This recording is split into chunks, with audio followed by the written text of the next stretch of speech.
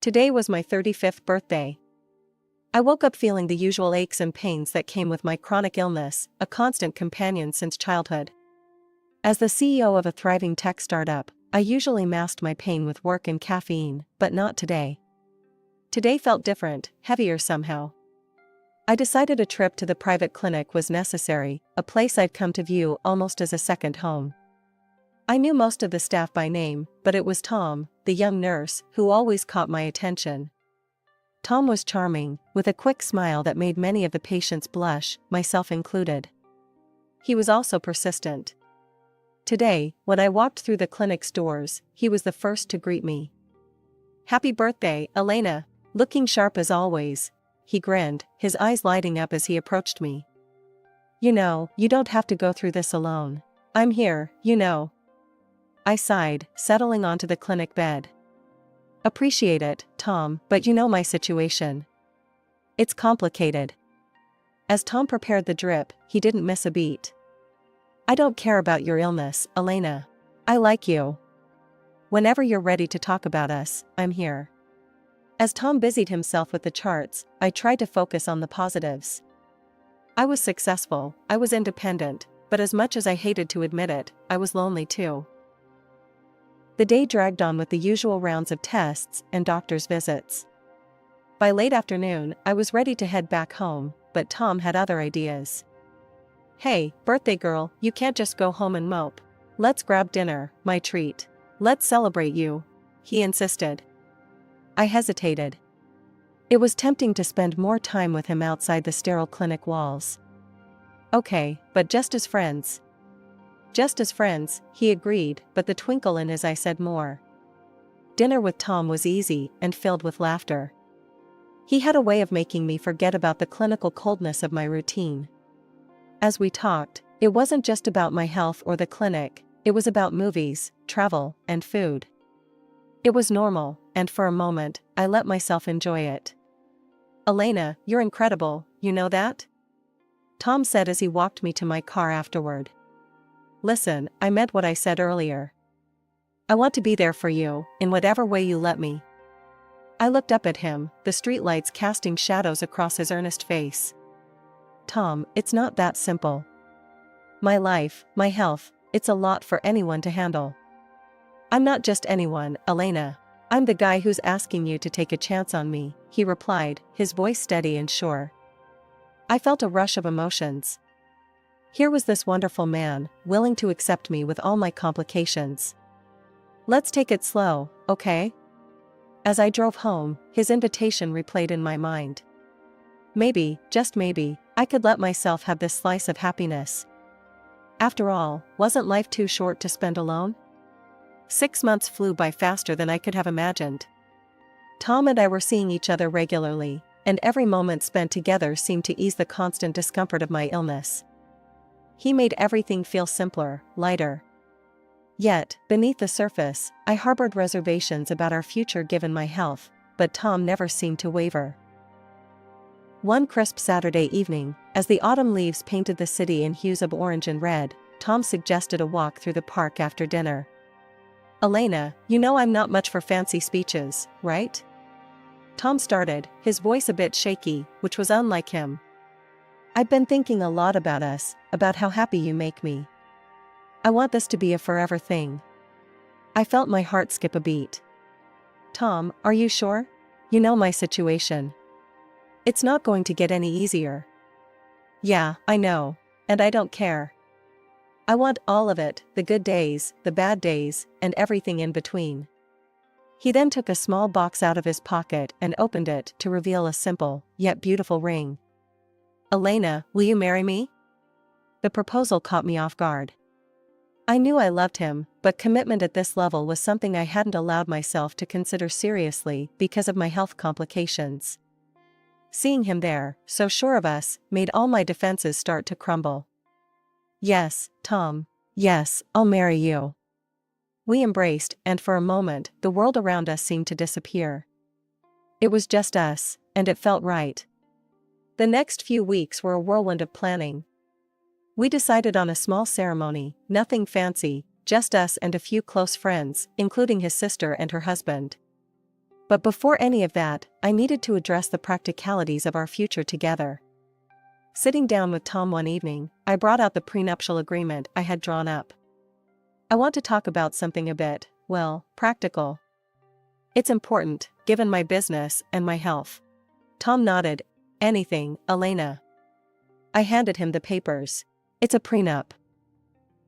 He took the documents, scanning them briefly before looking up at me with a smile. If that makes you feel secure, I'm okay with it. I'm not here for the money, Elena. I'm here for you. And you're sure? You're really sure about this? I pressed, needing to hear it just one more time. Absolutely, he assured me, signing the document without a second thought. Now, can we go back to planning our tiny wedding? Yeah, we can, I replied, feeling a mixture of relief and love. Tom's easy acceptance of the prenup reassured me of his intentions and commitment. Our wedding day was simple and perfect. The city hall ceremony was quick, and the only people present were those we loved most. Standing there, exchanging vows with Tom, I felt a surge of hope. Maybe, just maybe, life was giving me a chance to have something beautiful, despite everything. Life after our quiet little wedding was, for a while, pretty close to what I'd imagined as perfect. Tom and I settled into our new life together, and he took over running the household. It was a nice change. I'd come home to incredible smells wafting from the kitchen, and the place looked spotless. The first few months felt like we were in some sort of honeymoon phase that just kept going. But about a year in, things started to change subtly. I noticed that Tom seemed a bit off.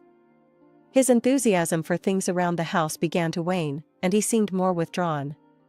At first, I chalked it up to the adjustment of living together or the end of the honeymoon phase, but the shift was palpable. One day, I came home early to surprise him with news about a potential new client for my business. I walked in, expecting to find him bustling around in the kitchen or maybe sorting out the laundry. Instead, the house was quiet, too quiet. Puzzled, I walked towards the kitchen, and that's when I heard it, voice. I paused by the door, listening. A woman's voice, cheerful and unfamiliar, chatting away as if she owned the place. Pushing the door open, I saw a middle-aged woman, humming as she chopped vegetables. She looked up, startled. Oh, you must be Elena.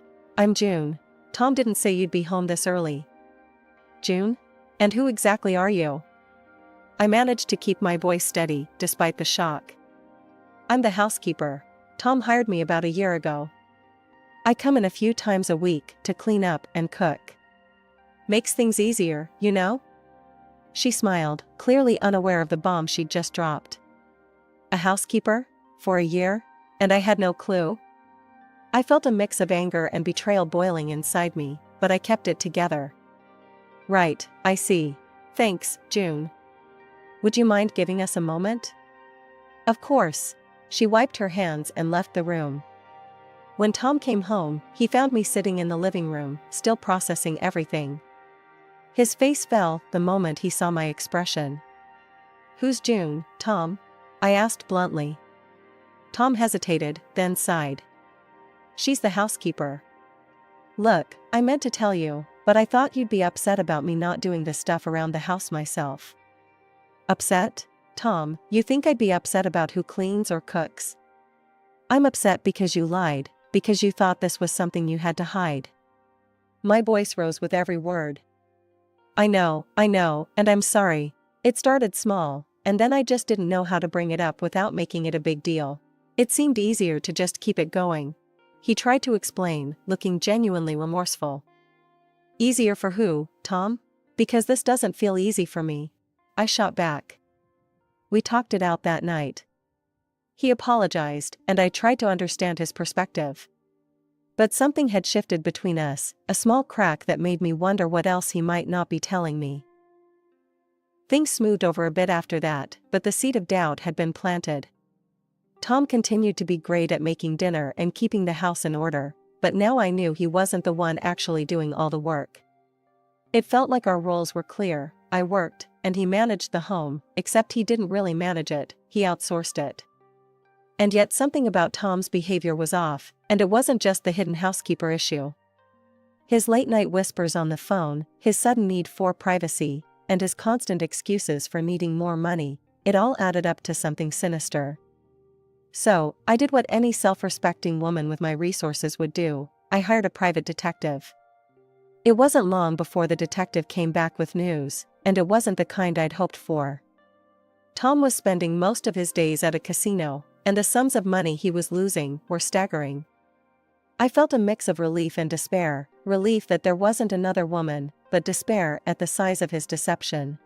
That evening, when Tom came home, I was waiting for him in the living room, the detective's report in hand. He tried to kiss me hello, but I stepped back, holding up the papers. "Care to explain this?" I asked, my voice cold and more composed than I felt. Tom sank down onto the sofa, burying his face in his hands. "I didn't mean for it to get this out of hand. It started small, just a way to blow off some steam. But it got bigger, and I didn't know how to stop." "And you thought the best way to deal with it was to lie to me? To steal from me?" My voice was rising now, my temper flaring. "I'm sorry, Elena. I'm so sorry. I need help. I want to quit, I swear. I need your help to get out of this mess." His voice was desperate, pleading. I took a deep breath, trying to calm the storm inside me. "I'll help you, Tom, but this is the last time. You need to get treatment for your addiction, and you're going to sign a receipt acknowledging the debt I'm paying off. It's $50,000, Tom." $50,000. Tom nodded miserably. "Yes, anything you say. I'll do it. I'll get help." We arranged for him to start treatment the following week. But just when I thought we might be finding our way back to some sort of normalcy, Tom dropped another bombshell. Out of the blue, he said, "Elena, I've been thinking, maybe we should have a baby. It might bring us closer." I stared at him, incredulous. "A baby? Tom, you know I can't. It's not just risky, it could be fatal for me." He quickly tried to backpedal. I know. I just thought, never mind." But the idea didn't go away. It kept coming up, more and more. Even his sister, an obstetrician, called me about it. "You should reconsider, Elena. Having a baby is the most natural thing. Don't be selfish." "Selfish? You're a doctor. You know my condition. How can you even suggest such a thing?" I was furious. She scoffed and hung up on me. The conversation left me shaken. How could they be so callous, so cruel? Months of tension and unresolved arguments had frayed my nerves, but nothing could have prepared me for the scene I walked into that fateful day. I returned home earlier than usual, my steps quickening with the anticipation of a quiet evening. Instead, I opened the door to chaos, boxes piled up, and Tom's sister, Lisa, and her husband, Mark, arranging their belongings around my living room. "What the hell is going on here?" I demanded, my voice cutting through the noise. Lisa turned to face me, an unnerving calmness to her demeanor. "Oh, we're moving in, Elena. This is Tom's place, and you should really start packing your things." My eyes flicked to Tom, searching for some sign of confusion or disagreement on his face, but there was none. Instead, he met my gaze with a look that chilled me to the bone. "Elena, I can't do this anymore. You've been manipulating and controlling me for years. It's over," Tom declared, his voice cold and distant. I stared at him, dumbfounded. "Manipulating you? Tom, what are you talking about?" "You heard him," Mark chimed in, his voice just as harsh. "He's done being your slave." Tom stepped forward, a stack of papers in hand. "Here are the divorce papers. I'm also filing for compensation for years of emotional abuse and alimony. I need to look after my well-being now." The room spun as I took the papers from his hand. This was a nightmare. I glanced through the documents, each word a betrayal. But rising panic gave way to a steely calm. I let out a laugh, short and devoid of humor. "Well, you're in for a surprise. But go on, think what you want. You'll be hearing from my lawyer." Without another word, I went to our bedroom, packed a suitcase with essentials, and prepared to leave. There was no point in arguing. The man I had married, the man I thought I knew, was gone. I drove away from the apartment and headed toward the elite cottage village where I had a house waiting, a home that was truly mine, bought long before Tom entered my life. As I passed the familiar gates and nodded to the guards, a weight lifted off my shoulders. The house was exactly as I left it, spacious, quiet, and tailored to my needs. It had always been my sanctuary, a place I had prepared for my future, knowing my health might take a turn for the worse. As night fell, I made a few phone calls, informing my closest friends of the situation and reassuring them I was okay. My lawyer was up next, ready to discuss our strategy. Tom and his outrageous claims would not go unchallenged. A few days after settling into my sanctuary, I was startled by a frantic call from Tom. His voice, laced with panic and fury, blared through the phone. "Elena, you've set me up. This is some kind of sick game to you, isn't it?" Calmly, with a small smile, I replied, "Tom, if you think there's been a misunderstanding, why don't you come over and we'll talk about it? I'll send you the address." Soon after, the village gates swung open, and Tom, alongside Lisa and her husband Mark, drove through. I watched from the window as their car pulled up, their faces pressed against the car windows, eyes wide as they took in the view of my expansive home. They approached my front door, still gaping at the luxurious setting, their previous bravado seeming to shrink a bit. As I opened the door, I couldn't help but cough to clear the silence, then offered a wry smile. "Well, what brings you to my humble abode?" Tom, regaining some of his earlier fire, blurted out, "Your lawyer called me. He said I have to pay next month's rent for the apartment, $6,000. You never told me it wasn't your apartment. You never asked about it, and if you want to live in this apartment, pay the rent," I explained with deliberate patience. Lisa, ever the opportunist, chimed in, elbowing Tom. "And what about this place? It's gorgeous." Tom nodded vigorously. "Yeah, why don't you just give us this house instead of that apartment? Otherwise, we'll sue you for everything you've got." Their audacity was almost comical. I couldn't help but burst into laughter. "You want to sue me for this house? Tom, dear, I bought this house long before you were in the picture. You have no claim over it whatsoever." Their faces turned red with frustration, and the shouting escalated. "You can't just kick us out. We have rights," Tom yelled. "That's where you're wrong," I replied, my voice firm as I picked up the phone. "Security, could you please escort these people out? They seem to be lost." Within minutes, the village security arrived, and the trio was promptly shown out. As they were escorted away, their indignant protests faded into the distance, leaving behind a quiet that settled over the house like a comforting blanket. After they left, I sat back down, the laughter gone, replaced by a weary sigh. It was clear that Tom and his sister were grasping at straws, trying to intimidate me into giving up what was rightfully mine. I called my lawyer again, going over the details of the day's confrontation. "We need to be prepared for whatever they might try next," I told him, my tone resolute. "Don't worry, Elena. We'll handle this. They have no legal standing," he reassured me. The day of the court hearing arrived with a tension thick enough to slice through. I walked into the courtroom, my lawyer at my side, ready to face whatever Tom and his family had concocted. The allegations were ludicrous. Tom claimed that I had exploited him, turning him into what he dramatically referred to as my slave. He recounted stories of endless chores and a thankless life under my supposed tyranny, all while his sister Lisa and her husband Mark nodded vigorously, echoing his every word. I resisted the urge to roll my eyes. Luckily, it was soon our turn to present the reality of the situation. My lawyer stood, adjusting his suit jacket with a calm assurance. "Your Honor, we have evidence that contradicts every single one of Mr. Thomas's claims," he stated confidently, then turned to call our first witness. The au pair Tom had hired, June, came forward. I worked in their home, doing all the household chores and cooking. Mr. Thomas Elliot hardly lifted a finger. She testified, her statement backed by employment records and salary slips proving Tom hardly contributed to the household work as he claimed. After June's testimony, my lawyer presented the prenuptial agreement. As per this legally binding document, signed by both parties, he continued, pointing to the signatures at the bottom of the page, it clearly states that in the event of a divorce, Mr. Elliot is entitled to nothing. No alimony, no compensation. The courtroom was silent as the weight of the document sank in. Tom's face drained of color when my lawyer added, "Mr. Elliot, did you read this document before you signed it?" Tom stuttered.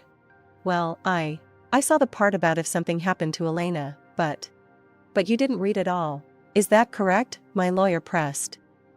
"Yes, but I didn't think." "You didn't think to read what you were signing," my lawyer cut him off, turning back to the judge.